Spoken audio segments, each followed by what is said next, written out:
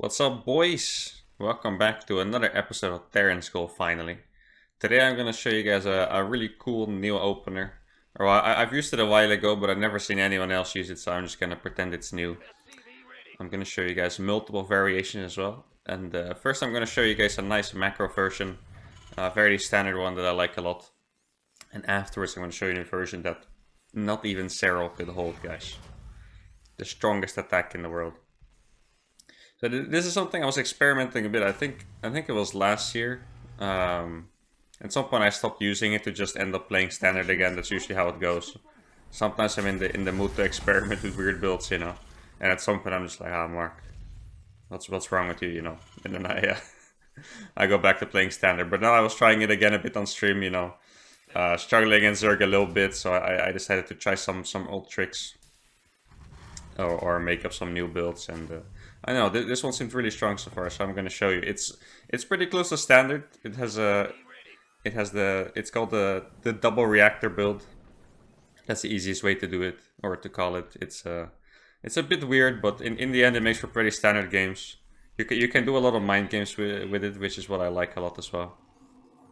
So we're going to start off just doing a regular Reaper expand. Nothing too special here. Gonna SCV Scout, of course. Just the same as in pretty much all my TvZs. Rax first Reaper expand, SCV Scout with the barracks SCV, and then rally the 19th SCV from the command center to make the command center. Does that work? Yeah, that makes sense. Sounds a bit weird, but it works. Okay. So once again, this SCV is just to scout if it's a hatch first or not. I don't usually bother blocking the third. You could do it, but I don't know, I'm kind of greedy, I guess. I like all the minerals I can get, so I just want to make sure that it's a hatch first.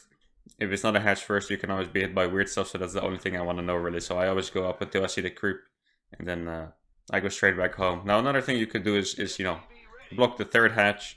On a map like this, I'm not sure if it's viable, because it seems like they have two choices for the third base.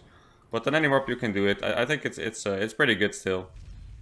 I usually don't bother with it. I feel like sometimes it's possible to mind game yourself while doing that even, so I'm just gonna go straight back after seeing the creep. And so far everything was completely standard, you know, Reaper Marine, Factory Reactor, second gas. Gonna be annoying with the Reaper for a bit. Obviously, probably gonna lose it, right, since this is a YouTube video.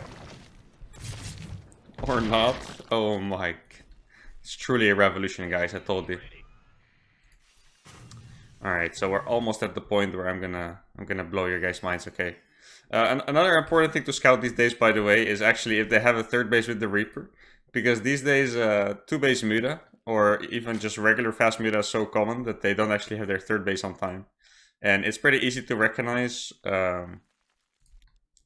the fact that they don't make a third and they go for an inject instead of the creep tumor. That's usually how you recognize it fast. Obviously, it could maybe still be a Nidus or some kind of roach all-in. But honestly, in my opinion, those builds are not quite as strong. And at my MR, everyone's just playing two-base mutas. So if you see the inject and the lack of third base, that's already very suspicious for a two-base mutalisk build. Obviously, it doesn't completely exclude something weird, you know. Sometimes they just take their third base very late, or so always keep scouting, guys. But these are some signs you could pay attention to. Now, this is the deviation I was talking about. The build is that you make a reactor. So you have the reactor in the factory, and then you make another reactor for the starport. And yeah, this obviously sounds a bit weird. Here we go, by the way, with the layer. So I had a good read on this build here. So what I like about this build so much is that normally you just have a naked starport, or it's on the tech lab, right? So you could go for a Banshee with Cloak, or a Battlecruiser maybe if you have a Fusion Core, or maybe one Viking or a Liberator. But with the reactor, I feel like it becomes super flexible. So the version I'm going to show you here is the Viking Liberator version. Now what's really cool about this is that like you're making the both at the same time. It's a little bit delayed because you need to fly the starport over to the reactor, so maybe it's like 5 seconds later or something like that. But if you have a Viking shooting the Overlord, normally a Zerg feels very safe. You know what I mean? It's like there's only a Viking out there, there's nothing else he can have yet, and that's it. But the Liberator is actually going to hit at a normal timing still. So you're going to start shooting this Overlord. Obviously, you try to deny the scout with the Marines. If there's another Overlord here somewhere, you kill it as well. But the Liberator is still going to hit at a normal time, and they're usually not going to have spores ready. Another thing you can do, for example, is go Viking Medevac. Then you have the Viking to clear an Overlord, and you can do a Hellion drop at the same time. I feel like it's a very flexible opener. This is the one I like the most. I don't know why. I just really like the Liberator in TvZ. I feel like it's a pretty good pressure, you know, especially with the -1 range on the Queen. But yeah, it's very flexible. I'm going to show you guys another variation after this as well. It's like, yeah, it's going to be a double Viking one. Like, there's so many things you can do. I even tried a double medevac one, go with the double Hellion drop. That one was not quite as successful, but I don't know. It's kind of weird. It changes the dynamic a lot. The timings are going to hit weird and stuff. It's going to be weird for the Zerg to scout as well. And because there's so many different variations of this, they also won't really know what to counter when to see it. And this is also very important, by the way, is that the Viking doesn't take as long to build as the Liberator. So even if there's an Overlord scouting, you'll actually most likely be able to kill the Overlord before the Liberator finishes here. And then after that, right now I'm mostly just playing Bio. So I'm just going to use those 2 reactors. You already have 2 reactors for the barracks, as you can see. And you can easily put down 2 barracks. And that makes for an easy Bio transition. 4 minutes already get the turret CC down, 3 barracks, Viking Liberator out. And as you can see, now this is 2 base meta, so it's always a little bit different. But there's no Spore at all, because how on earth would I have a Liberator? And this Liberator is actually going to do a decent amount of damage because of that. And this looks weird, but it's very logical, because you know, there was a Viking, and in the Zerg's mind at this point, there's no possibility for this Liberator to even exist. Maybe it just finished after the Viking or something, you know. So this is a very strong mind game opener, I feel like. Normally I really like to play Viking into Liberator anyway. Like, that's actually kind of my standard build. So for me, this is just a different version to do it. Adds a bit in the mind games. So after that, obviously you're gonna go for the double eBay as well. This is not a part of the build. This is just, I don't know. I like the YOLO. You guys know that by now, right? Meanwhile, this Liberator is still going ham. This is, by the way, a really good thing to do. Now, I think this 2-base muta was not the fastest 2-base muta ever. But if you play against 2-base muta, it's actually very good to siege on eggs. Because if a Zerg, let's say, he can probably make 8 mutas or 7 mutas or so when his Spire finishes, right? If you siege on eggs while he's playing 2-base muta, there's actually a decent chance you're killing mutas by killing the eggs. Like, I think this was a stream game. I know that I said it in the stream as well. I've actually won a game like this before, where I played against 2-base muta and I sieged on the eggs, and I was actually killing mutas by shooting down those eggs and delaying the mutas for a bit, you know.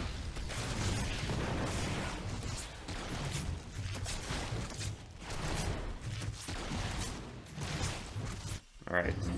So obviously, besides that, it's just gonna be a normal follow-up. You have your 3 barracks, gonna go for 5 barracks. This is yeah, it's not a super long game, as you can see. It's just a clean add and muta game. So I'm gonna show you guys how my game against mutas looks like from this point.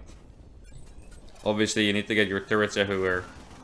I feel like my turrets are even a little bit late. Maybe it's because my Liberator didn't see any in this game. There we go. Turret goes down. Always make sure to, like, it's very easy to just put a turret down here, but a turret between these gases, for example. This is a very exposed position. If you have a turret here, mutas will be able to attack the gas, so this is a really good position for a turret. I also like to get one here in the production. Like, you can never cover all of the production, but even covering, like, these add-ons here, these reactors, that's a very good start, to be honest. Like, mutas are just very annoying, guys. If it makes a bit easier to make one turret, just build it here. If my starport was up here, I probably would have made the turret next to this reactor to protect the tech lab at the same time. But even now, it's going to be really hard for him to get in, right? The right side is covered. The left side is covered with a turret in the main. And this one. And then I have my units over here. And a turret here, of course. You could also, for example, make the turret here, but sometimes I feel like I don't have enough Marines to deal with it. Like, when it came in, I think I only had like 8 Marines or something. So, I wasn't super confident in fighting mutas head-on. So, you know, I just made a turret in the middle line to make sure I didn't mess up. Also, guys, important tip, Vikings are actually pretty good to deal against mutas. Like, it's very annoying to have the Viking shooting all the time. Like, the Viking does a decent amount of damage to the mutas, so if you play a Viking build and you play against mutalisks, it's actually pretty good to call it back. Like, normally you would AFK it here, you know, deny the Overlord vision or even this place. But when you play against mutas, it's actually very nice to call the Viking back, because the Viking is like the only thing besides the Thor later on, it has like a constant pressure on the mutas from range, you know? Like, he will never be able to do anything without taking a little bit of damage at least. Like, if he stayed there for a little bit longer, this Viking would have probably died to the this muta would have probably died to the Viking, for example. So then, as you guys know, I usually switch after 2 or 3 tanks. This game I did 3 tanks, probably because I want to do a push. This timing works out super well, by the way. I noticed this as I was playing this game, is that the timing actually works out so well. I think, oh, I actually have my 3rd tank as well, do I? Yeah, I do. So it's 3 tanks, the 1-1 and the combat shields are going to work out perfectly. So if you do this build like this, your 1-1 timing actually works out so nice. Like, this was very pleasing to realize during the game, that it's all going to finish at like pretty much the same time. So then anyway, if you play against mutas, I'm gonna switch out this factory on a reactor and make a second factory on the tech lab that it left behind to get that drilling claw set up. Maybe even some Thors. I wouldn't recommend making too many Thors, but having one is pretty nice. Also, don't forget, if you do play a prolonged macro game, especially with widow mines, you do need to get that 5th gas. The 6th gas is a little bit too much, I think, but getting that 5th gas is pretty important.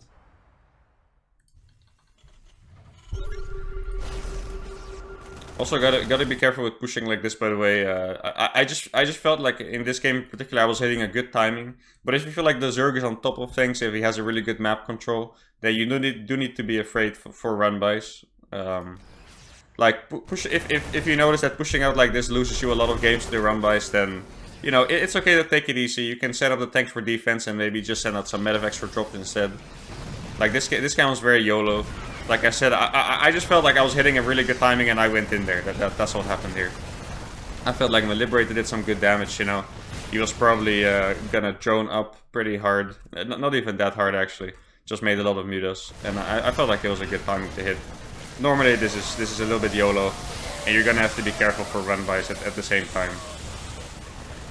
Now obviously this was totally worth it. Mostly because of this, by the way. The fact that I was able to shoot down drones. If you're heading workers against the Zerg, that's really good, guys. Now, the muta count is high, so it's definitely not the end of the world, but if you can get into a worker lead advantage, or just, yeah, worker lead, I guess, against Zerg, that's actually a very good sign. So that was a good attack, but, you know, if you think you don't have the micro to pull this off, or the Zerg is still on top of things that you're scared, just stay home and send out a single medevac drop. But after this point in the game, I feel like I'm going to start playing a really proper game against mutas. It's not going to be too long. So I'm just gonna show some really good moves to do. As you guys know from my previous videos, probably, in my opinion, the key to play against mutas is the single drops with the push on the other side. Like, you never want to do a double drop against this, really, because if these mutas find you, that's just insta minus 20 supply. Full medevac being 10 supply, of course. So, yeah, I would definitely not recommend double drops. You just want to be, like, distracting. Like, against mutas, basically, a single drop does the exact same thing as a double drop, but that was pretty bad. Because if the double drop gets caught, it's just gonna die completely, like almost for free. Just like a single drop, you know. But the single drop does the exact same thing of distracting and being able to do eco damage. Like, I feel like if you play against mutas, if you add another medevac, I don't think it actually adds anything. The biggest thing is, like right now his mutas were isolated and out of position, but normally his mutas might be like here. And then the mutas would come back to fight the drop, just like they would with a double drop, you know? Because else the medevac is just going to keep flying around all the time. So, this is definitely the best approach to play against mutas. I would recommend to leave like a few mines behind in like counterattack positions, like you could burrow one here. Like this one, for example, I have one here as well. And then you can push at one side and then do a single drop on the other, because usually the Zerg has so much supply in mutas. Like, it's going to go up to 40 mutas. He already lost like 6 for free, so he actually would have had like 40 supply in mutas. And like, it's not very common for Zergs to split up their mutas until you have like a very obvious multi-drop situation. So most of the time they will just click the mutas back to deal with this. Like I said, else it's just gonna be annoying all the time. And then there's 40 supply missing in the fight that you can use to push, and in this case kill this base off, right? All the units were on the right side in this case, and this base is gonna go down for free. Well, I have my 4th CC up at the same time. And that's kind of the pattern you keep following all the time, you know. You could also do a Widow Mine drop. Like, I don't have too many Widow Mines, I have 7. Now, I usually leave 2 to 3 around my base, so I would have had 4 with my army. And if you only have 4, you should take them with your attack. But sometimes there's games where, I don't know, you lose a lot of Marines but not the mines, and you end up with like 14 Widow Mines. In that case, you can also do a 4 Widow Mine job, for example. There's no Spore here. A 4 Widow Mine job with Drilling Claws would actually be pretty killer at that point.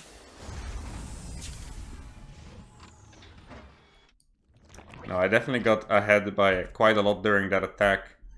Usually when you play Marine Mine, you don't pay attention to the upgrades as much as if you do like a Marine Tank style. Because most of your fights are not really trading, you're just kind of like doing some damage and kiting back to your Widow Mines, you know. So the upgrade timing is not super important, obviously, if you can avoid like a big fight until your upgrades actually finish. But it's not as big of a deal as with Marine Tank, because Marine Tank is really like a full-on combat style, you know.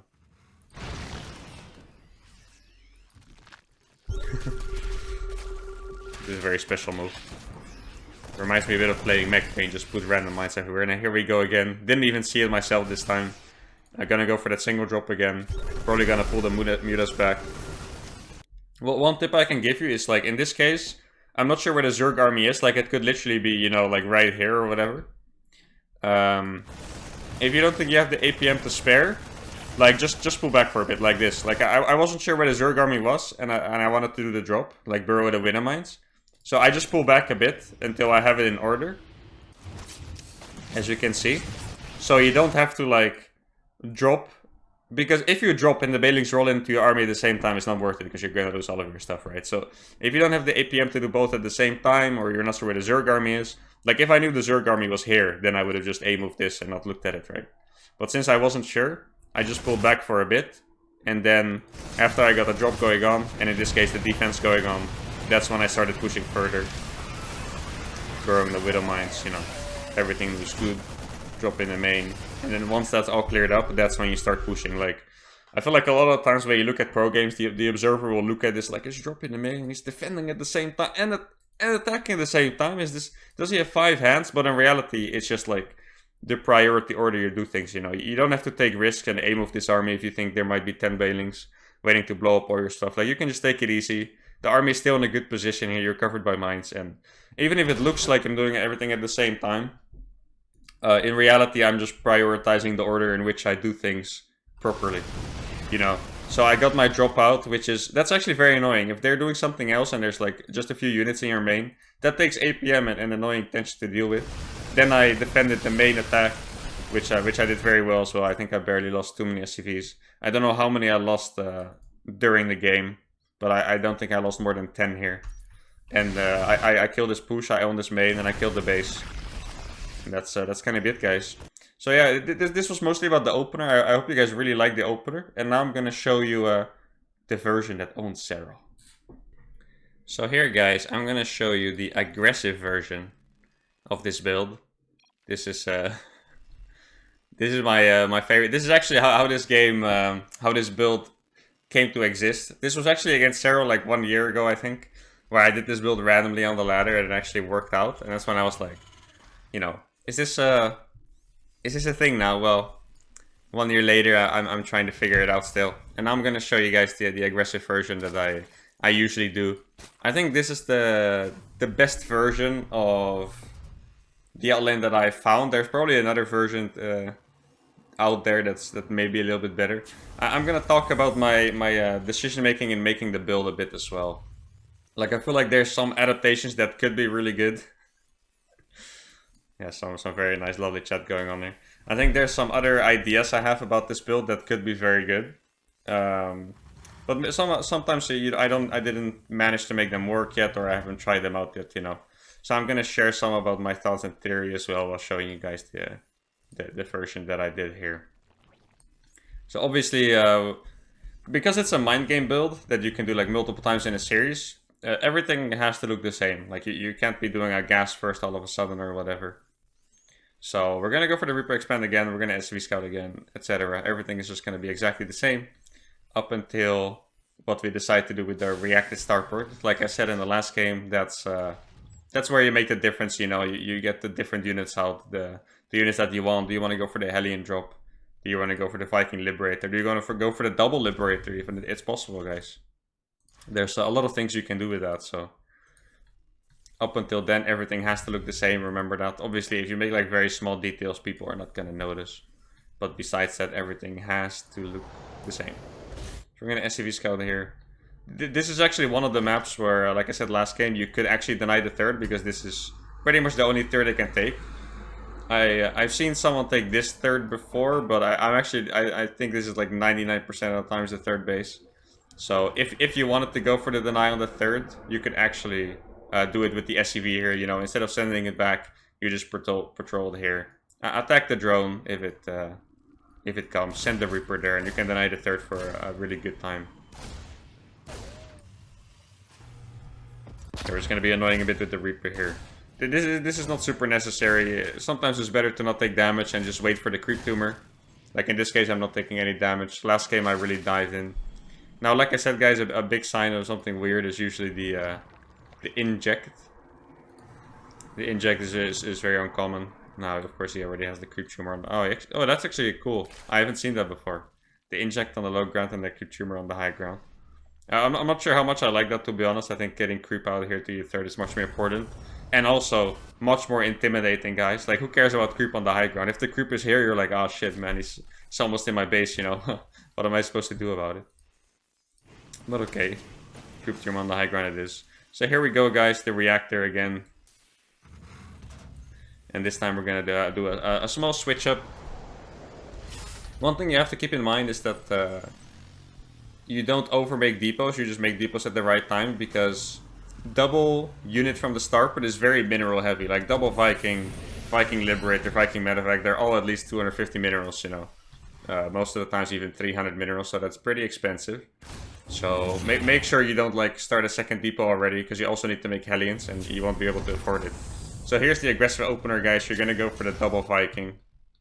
Gonna keep making Hellions too. And then after the Vikings, you're gonna get the armor. And then the depot. I feel like, actually, to be honest, guys, the best version of this is probably to cut some SCVs. I haven't done it because I always go for like a macro follow-up, obviously. Like, it's not completely all in. But I feel like if you want to optimize this build 100%, you probably have to cut some SCVs at some point so you can actually afford all your units and not get supply blocked. So if you do experience that problem that you get supply blocked a little bit, you may want to cut a few more SCVs. Like normally with a Hellbait all in, you also cut SCVs, right? Like this, I didn't cut them at all until now. Now even I'm producing actually. But if you do experience some trouble, that you don't have enough money or you get supply block, then consider cutting some SCVs as well for this build. You can see that reactors. It's probably this is already weird. Like who does this? You know, this is some weird shit. So then the next step is you split up the Vikings, you clear some Overlords, and you get a second round of Vikings. Another depot here, you're gonna need that. And then you make one more set of Hellions, I believe. I think you go up to 10 Hellions in total. That's probably the best way to do it. Like, if you play mech, you can keep making... I've actually never played mech from this, I always play bio from this. Just because the two reactors are super chill to have, you know. If you play mech, you don't really need that many reactors. But if you open bio, you always want to have those two reactors in your first barracks. So this is why I always play bio from this. You can probably try it into mech as well, I don't know. And I feel like this is basically like a normal Hellbot attack, but with stronger Marines, you know. So you have your 4 Vikings, and then you send everything across, and you lift off. Obviously 3rd CC is already going down. Like I said, it's not completely all in, it's just very aggressive. Same follow-up as last game, guys. 3rd CC goes down. And then you're gonna lift those off. Reactor and a starport, tech lab on the factory, and then double barracks, right? And then you have actually this is really bad, by the way. Don't do this, guys. I flew by. I wasn't really paying attention to my Viking. I flew like here somewhere, and I took a bunch of damage from the queens. And then we have the 10 Hellbad 4 Viking attack, and as you can see. He has 7 queens, which is actually a very appropriate number, like a very high defense, but these are just like stronger Marines, like I said. Now, just something quick I wanted to say is one variation I was actually considering, maybe try it out if you like it, is instead of 1 Viking, making 1 Medevac to heal up the Hellbat. So then you would hit with 3 Vikings and 1 Medevac. Vikings and Medevacs build on the same speed, I believe. Or maybe Medevacs build a bit slower, I'm not sure. But yeah, then you just go in. You know, you have a... The main thing you need to consider is to have some Hellbats covering your Vikings. So let me slow this down a little bit. So as you can see, he's trying to go for the Vikings. I microed my Hellbats here to damage the Lynx. And as you can see, those Vikings actually do a lot of damage. What sucks about the Viking is that they're very flimsy. So if units actually get onto them, they die pretty fast. Here we go. Vikings and Hellbats destroying everything. Obviously, if you can't split from the Banelings, it's pretty hard sometimes. But that's what you do. And then at home, you know, you have the double barracks. Probably gonna make a double eBay here somewhere. Yeah, there we go. And you get your double gas after. And then you have this push with a great follow-up. Now, obviously, guys, I'm gonna end the replay here because I would never lose from this position, right? I could never imagine myself losing a game from here. Just a small tip, guys. Don't let the Spire live. Okay. That's all I'm gonna say. Kill the freaking Spire, okay? Anyway, guys. This was the guide of the Penguin Brothers build. If you don't know why it's called the Penguin Brothers, I'm sure you'll figure it out. Post your answers in the comments. Anyway, love you guys. Thank you for watching, and hope you guys enjoyed this video. Don't forget to sub and like, and see you guys next time. Adios.